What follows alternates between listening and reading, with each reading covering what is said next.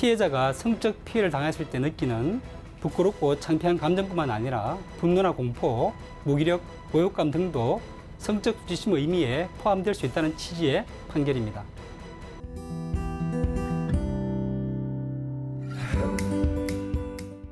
이거는 이제 평상복보다는 좀 운동복으로 많이 입거든요. 근데 이제 바깥에 외출할 때는 조금 자제를 하는 게 좋을 것 같기는 해요. 남들이 봤을 때는 조금 민망할 때가 많으니까. 입는 거 솔직히 다 입는 거잖아요. 근데 이제 그걸 뚫어져라 보는 거는 그건 문제가 있다고 생각을 해서. 수치심을 느꼈다고 하면은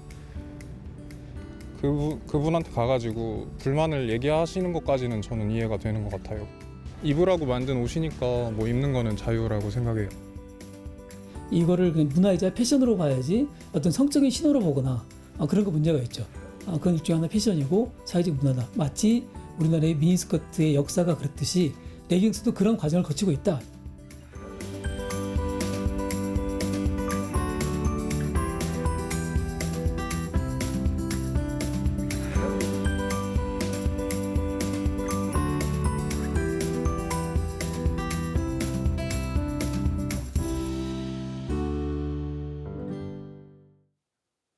이슈K 시간입니다. 속옷이나 수영복 입은 사람을 몰래 찍으면 성범죄 처벌을 받습니다. 레깅스 입은 모습을 몰래 촬영해도 당사자가 수치심을 느낀다면 성범죄에 해당한다는 대법원 판단이 나왔습니다. 최종 판결이 나오기까지 법원에서도 판단이 엇갈렸는데요. 변호사 두 분과 함께 짚어보도록 하겠습니다. 먼저 최 변호사님, 이번 사건 1심에서 3심까지 재판부의 판단이 좀 엇갈렸는데요. 어떻게 좀 달랐나요?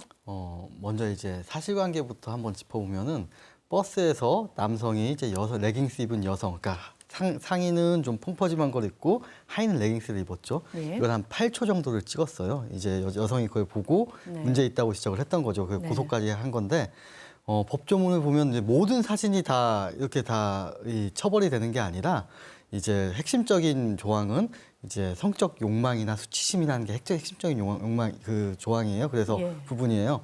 전신 사진을 찍었다고 한다면은 이거는 이 도찰죄에 해당이 안 돼요. 다만 우리가 기존의 판례를 한번 살펴보면 어떤 경우가 이제 성적 욕망이나 수치심이 발현된 사진이냐고 보면은 이제 좀 표현을 해보자면 이제 살이 노출이 되는 경우, 살이 노출이 되는 경우와 플러스 어떠한 특정 부위예요. 그래서 뭐 여성의 가슴이랄지 엉덩이랄지 허벅지랄지 정도가 특정 부위로 돼가지고 이제 되는 거예요. 근데 이제 레깅스는 좀 애매한 부분이 있었던 거죠.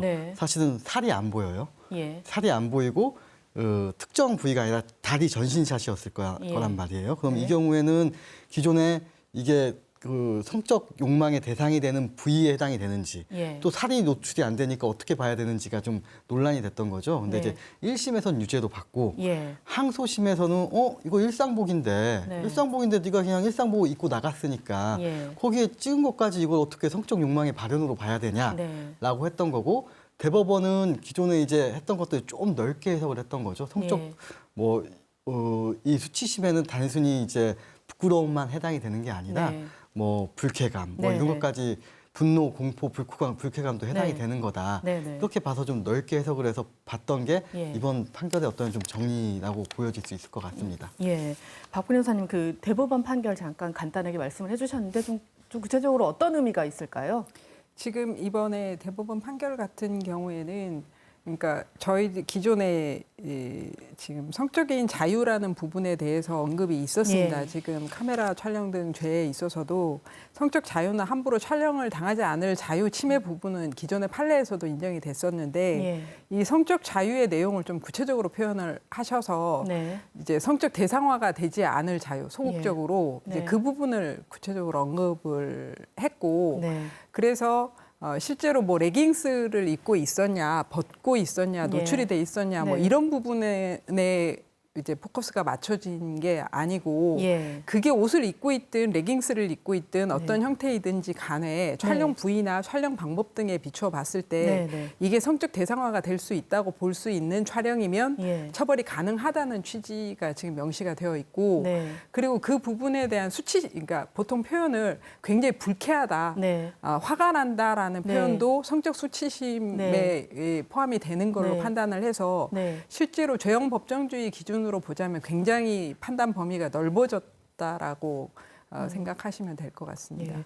그럼 말씀하신 대로 이제 성적 자유 이번 판결의 좀 핵심이었는데 네네.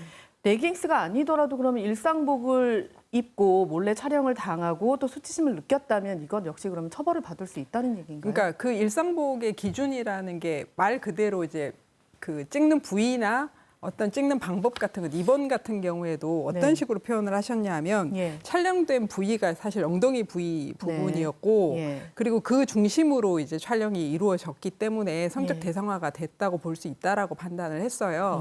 근데 일반 평상복을 입었을 때 말 그대로 뭐 엄청 두꺼운 겨울 외투를 입고 있는 모습을 찍은 걸 가지고 뭐라고 얘기하지는 않을 거고 일종의 신체적인 부분에 있어서 어느 정도 의도가 보이는 그런 사진이라면 사실 위험성이 상당히 크다고 볼 수 있겠죠. 그게 일상복이라고 하더라도. 그러니까 지금의 논쟁의 핵심은 레깅스를 입고 있는 사람을 찍었느냐 안 찍었느냐의 문제는 사실 아니라는 거를 좀 알아주셨으면 좋겠습니다. 또 그러면 궁금한 게 조 변호사님, 그러니까 불법 촬영은 이제 불법 촬영인데 촬영이 아니더라도 그러면 몰래 훔쳐봤을 때 어떤 상대가 성적 수치심을 느꼈다면 이것 역시 좀 처벌을 받을 수 있는 문제인 건가요? 아, 그건 좀 별개, 그러니까 단순히 훔쳐보는 거는 좀 별개의 문제일 것 같고요. 아마 이제 촬영인데 뭐 전신샷이거나 성적인 것과 관련이 없을 때는 아마 지금 성적 수치심과 욕망과는 관련이 없다라는 이런 경우 흔히 있는 거죠. 기자가 전체 뭐 대중을 찍는 사진이라든가 지나가는 사람을 찍는 사진이라든가 그럼 여성일 수도 있잖아요. 그건 단순히 여성이라고 해서 범죄가 되는 건 아니고 이제 특히 내가 성적으로 저 사람을 생각했기 때문에 찍었느냐가 사실은 관건인 거고 그 사진에 그게 드러나는지가 관건인 거거든요. 그래서 아마 이제 그렇지 않은 일반적인 사진인 경우에는 이제 이 성폭력 처벌법에 따른 처벌 대상은 아니고 그리고 이게 이제 초상권 침해로도 연결이 될 수 있는데 이제 초상권 침해라는 거는 사실은 이제 민사적으로 봤을 때는 영리 행위를 했을 때거든요. 이걸 내가 그 사람을 뭐 어디 광고 모델로 갑자기 몰래 찍어놓고 사용한다든지 근데 그런 경우 아니라면 크게 어떠한 처벌이나 민사상 어떠한 책임을 지는 경우는 없을 겁니다. 그럼 감사합니다.